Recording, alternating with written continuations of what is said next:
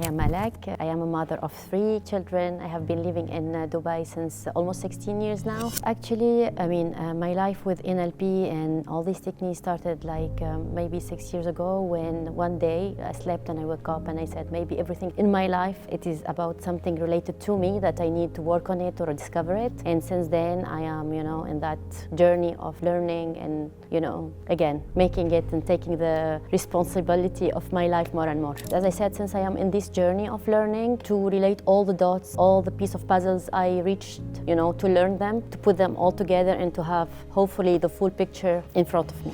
The best thing is reuniting with my inner child. It was the best moment of my life. I start even to love me better, to see me better, to know me better.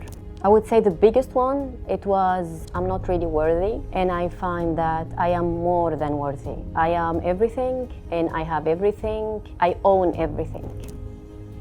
Creator. I pray that this knowledge, we got it in these 10 days, to be shared and spread all over, not only the world, but the entire universe. Because with this kind of knowledge, the world we're gonna live in peace and love and full understanding.